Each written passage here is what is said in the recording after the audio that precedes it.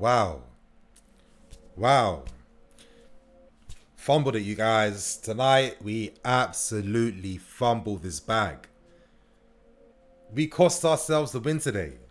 3 individual mistakes, and this has been like synonymous for our entire season. We have so many good team performances, and it's gonna sound like I sound crazy. I'm contradicting myself, but I thought for large elements of our game, I thought this was pretty decent. Against a West Ham team that's parking the bus, defending very deep, defending for their lives to avoid relegation. I thought we kept that ball moving very fast. Our tempo was very good. Our intensity was very good too. And it was just literally the natural byproducts of trying to break down a defensive park the bus style of team. So in that sense, I thought this was a decent performance. However, time and time again, it's those individual mistakes. We see it every single time when our centre-backs get challenged 1v1. Now, anytime you're a striker like your Antonio, someone that gets in their faces, that's aggressive, that looks to run in behind, that looks to push themselves into their body, etc., etc., we start to see maybe Rudiger and Christensen crumble a tiny bit. Now, with Christensen, he does compete, he does fight, and most times he is winning his individual duel. However, alongside him and his defensive partner, Rudiger, you guys know my thoughts and opinions on Rudiger. Now, I do like the guy. I think he's a great player for the team. I think he's a great technician. For 40 minutes today, and I'm going to be very fair and objective, for 40 minutes, I thought Rudiger's passing was exceptional. Finding those cute reverse balls, those, switch balls with pace and swerve too. He kept that ball moving. It was ticking, ticking, ticking, ticking, ticking. However, that mistake comes right near the end of the first half. And bear in mind, during the first half, we were lucky. West Ham had a goal disallowed in very dubious circumstances. We benefited from that, and not long afterwards, we scored from a penalty ourselves with Willian burying the ball in the bottom right corner. But then what needs to happen near the end of the first half? Rudiger with one of the most comical clearances I've ever seen. I'm still a bit surprised as to how he even made that. I mean, it seemed harder to kick that ball off the field compared to actually just clearing it properly. I don't know what was happening. That was very disappointing. And then afterwards, West Ham literally scoring an identical goal from the goal they had disallowed earlier. We didn't learn our lesson, and we pay the price for that again. Time and time and time again. And just after that first half, it seemed like Rudiger just wasn't fully there as well. His involvements for the other goals that West Ham scored, in particular the third goal where, I understand it's quite hard. He's in a very difficult situation, 1v1 against how many West Ham players attacking towards him. However, I think we all knew that Yarmolenko is going to cut down the left-hand side, and Rudiger just didn't make it hard. He didn't get tight enough. His positioning wasn't great. He just held his positioning, making it easy for Yarmolenko to decide what he was going to do. He had all the time and space in the world. And in the end, it was just a comical last-ditch style type of slide tackle that ultimately led to absolutely nothing. Now, one thing I was stressing upon in my predicted lineup 11 was that I wanted to see Kurt Zouma. The reason why I wanted to see Zouma play was because West Ham physically, aerially are very good. They've got a great record when it comes to scoring set-piece goals this season, and against a team like West Ham where we all knew where they were going to park the bus, and that was always going to be their game plan. Meaning that their only counter-attacking threats were going to come from situations that involve set pieces or the random once in a blue counter-attack. So we had a job to do. When it came to limiting their counter-attacking threat, I thought we were quite good, not going to lie. In particular, N'Golo Kante sweeping up that danger, tracking the runs left and behind by the fullbacks too, especially down Marcos Alonso's sides. And I thought his use of the ball, I saw a range of different passing techniques. He was moving that ball very quickly, and he played some great lob-through balls as well. So I thought it was a very good performance. However, even though Kante is superhuman, he can't do everything himself. I saw Kante being that presence that stops the West Ham counter-attack, and Kurt Zouma being that presence that just dominates aerially, because today, this was a game we needed Kurt. For example, the final goal that West Ham scored to make things 3-2, we've seen Zouma in these situations time and time again, and most times he profits from them. When it comes to those last-ditch style tackles, and if he was playing today, I feel like our presence from defending set pieces would have been far greater.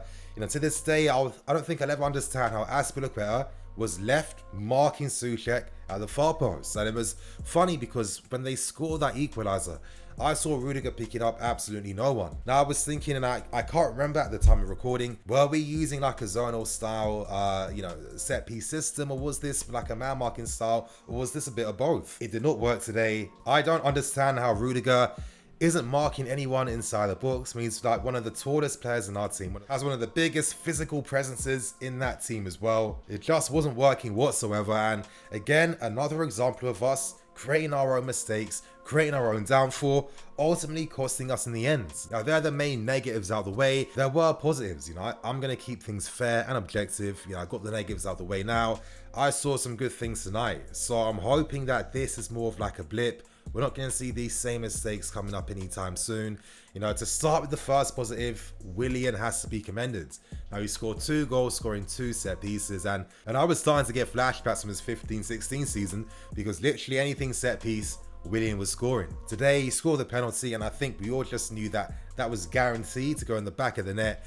And that great free kick as well. I understand that Fabianski's positioning wasn't too great, but, we can't discredit Willian at all for that execution and that style when he put that free kick in the back of the net. So he was very impressive today. His movement inside the box, I thought his ability to just create space for Azpilicueta in particular to just get forward too, whenever he dropped deep between the lines. And of course, when it comes to the build-up phase 2, Willian is that guy. Very good performance. His form since games against Everton and Liverpool, Willian has been one of our best players. And I actually tweeted this earlier, and I'm going to sound controversial, but I seem to remember saying so many positive things about Willian's game. As I've been stressing, Willian's one of the best support players, and teams do need those supportive style players, especially in the final third where we have some great young attacking players.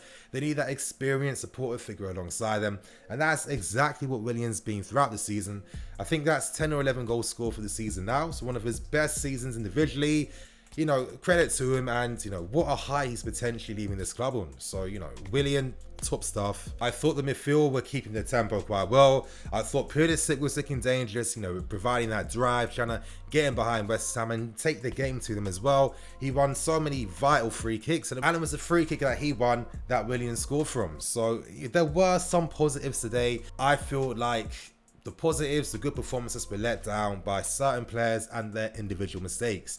I'm looking at culprits like Rudiger. I'm looking at guys like Marcos Alonso, and I thought Gary Neville was spot on when it came to his critique of Alonso, because I understand he scores the odd great goal every now and then, but he's not doing that consistently. What he's doing consistently is making these types of mistakes. Now, Neville picked up a great point. He wasn't tracking the run of Yarmolenko, and let's not pretend that Yarmolenko is like a speed demon, a speedster. He's not that fast, and if Alonso applied himself in that moment, if he applied himself and did what he had to do, he could have potentially helped stop that winning goal from going in. So that was very disappointing. Another positive today, and forgive me you guys, but I need to mention this because I do think when it comes to Declan Rice in particular, he could be a player that we're speaking about a lot more on this channel. I thought his performance against us was top class, honestly. So many crucial tackles and interceptions. The way of his passes, constantly breaking midfield lines. He was single-handedly creating West Ham counter-attacks. I just thought his composure in the ball was very good too. I like guys that play upright and just they can play scanning the field, and they just feel at ease.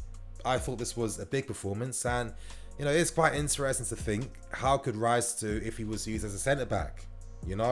He has that technical ability in him, and as I keep stressing, he has that Chelsea DNA in him. He came up from our academy, he's been with us since he was a kid. If we sign him back, it would basically be the player returning back home. I thought another positive was how Lampard changed the game in the second half. When he brought on guys like Jura and Ruben, that really just helped the tempo even more. The intensity went up to a different gear, another level, and I felt confident during those times that we could get something against them, and it was no surprise that we got the equalising goal scored by Willian. I do have to say though, and this is complete hindsight, I would have preferred if Giroud started the game with maybe Tammy coming on as West Ham were getting more tired, as their defenders were getting more tired, getting heavier legs, etc, etc. Tammy would have provided something different in the second half. His runs in behind, stretching their defense, etc, etc. That would be the last type of striker that West Ham defense would want to come up against. So maybe Giroud starting, but Tammy coming on in the second half as the game was going on. I think that could have benefited us even more. Still though, you guys, This was frustrating. This was annoying. You know, I thought we were going to win this game. I thought our performance for most parts of the game, due to large elements of our game, did deserve that win. But mistakes from individuals keep costing us time and time again, and it's no surprise why Lampard is taking no prisoners. And this is why we've signed Ziyech and Vernon. This is why we're going after Kai Havertz aggressively. This is why we're going to be going after a top left back, potentially a goalkeeper, and a defender as well. You know, we mean business. Lampard knows what we have to do to get to those levels. I think Rudiger's performance really just symbolises the efforts we still need to do to get to those heights, because for literally half the game, Rudiger was good. For the second half, below average. And, you know, for us to be that big team, we need players that consistently put in those top draw, top quality performances week in and week out. Doing it for large elements of a game doesn't count for anything, especially if it means you're not picking up 3 points. This is unfortunate because we had a massive opportunity to just keep that consistent 5-point gap over Man United, who are in great form. We also have Wolverhampton Wanderers, and we'll be playing against them very soon. And, you know, Lampard won't be happy. The fan base isn't happy. You know, this was a big loss in that sense. I'd imagine in the next game we might not see Alonso or Rudiger, which I think would be fair.